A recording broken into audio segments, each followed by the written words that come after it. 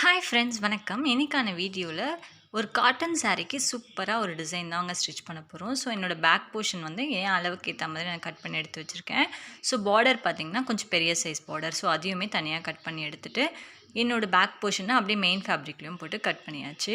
இப்போ வந்து neck draw பண்ணுறேன். ஸோ நான் வந்து ஒரு ஸ்டார் ஷேப்க்கு வந்து நெக் ட்ரா பண்ணுறேன். ஸ்டார் ஷேப் நெக்லாம் ட்ரா பண்ணும் போது நம்மளோட அளவை விட கொஞ்சம் கீழே இறங்கியிருக்க மாதிரி மார்க் பண்ணிங்க அப்படின்னா உங்களுக்கு கரெக்டாக இருக்கும்.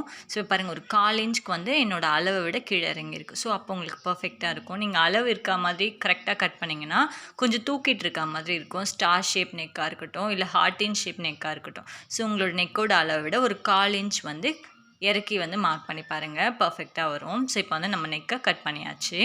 நீங்கள் இப்போ தான் நம்ம சேனலை ஃபஸ்ட் டைம் பார்க்குறீங்க அப்படின்னா சேனலை சப்ஸ்கிரைப் பண்ணிக்கோங்க, பக்கத்தில் இருக்க பெல் பட்டனை ப்ரெஸ் பண்ணிக்கோங்க. ஸோ இப்போ வந்து மெயின் ஃபேப்ரிக் மேலே என்னோடய லைனிங் கிளாத்தை போட்டு நான் வந்து ஸ்டிச் பண்ணிக்கிறேன். ஸோ இங்கே பாருங்கள், மெயின் ஃபேப்ரிக் மேலே போட்டு நம்ம நார்மலாக வந்து எப்படி அடித்து திருப்போமோ அதே மாதிரி நெக் ஷேப்க்கு வந்து அடித்து திருப்பிக்கோங்க. நம்ம சேனலில் ஆல்ரெடி நிறைய வீடியோஸ் போஸ்ட் பண்ணியிருக்கோம், ப்ளவுஸ் டிசைன் அந்த மாதிரிலாம். நீங்கள் ஃப்ரீயாக இருக்கும்போது கண்டிப்பாக போய் செக் பண்ணி பாருங்கள்.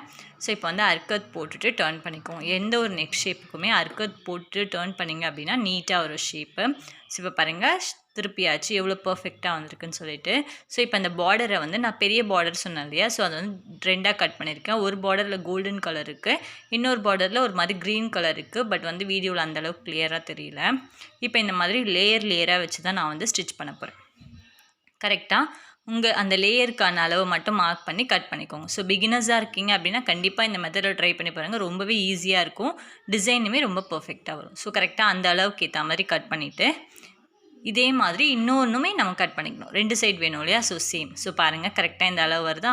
இப்போ இதே மாதிரி நம்ம அந்த பக்கத்துக்குமே கட் பண்ணிக்கலாம். ஸோ இதுக்கு வந்து கேன்வாஸ் தேவை கிடையாது. பேட்ச்வொர்க் ப்ளவுஸ் மாதிரியும் இருக்கும், காட்டன் சாரீக்கும் நல்லாயிருக்கும், சில்க் சாரீக்குமே நல்லாயிருக்கும். ஸோ பார்டர் இருக்க எந்த சாரீக்கு வேணாலும் நீங்கள் இதை ஸ்டிச் பண்ணி பார்க்கலாம். உங்களுக்கு ஃபினிஷிங்கும் நீட்டாக இருக்கும்.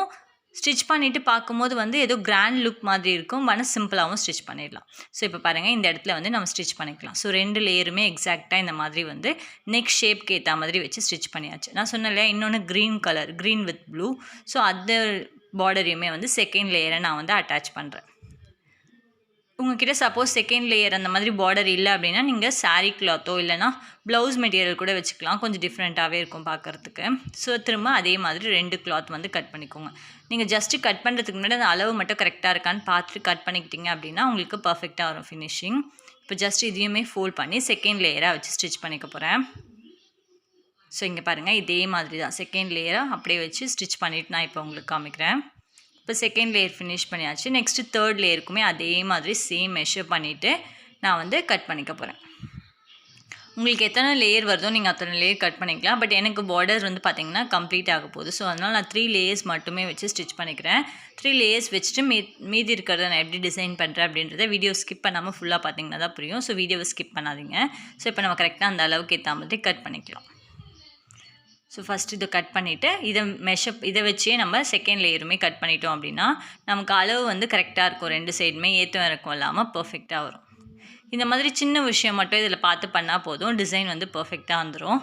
இப்போ தான் ஸ்டிச்சிங் கற்றுக்கிட்டு இருக்கீங்க, டிசைனிங் பண்ணுறீங்க அப்படின்னா கண்டிப்பாக இந்த டிசைன் உங்களுக்கு ரொம்பவே யூஸ்ஃபுல்லாக இருக்கும். இப்போ இந்த தேர்ட் லேயருமே வச்சு நான் வந்து ஸ்டிச் பண்ணிவிட்டு இப்போ நான் உங்களுக்கு காமிக்கிறேன்.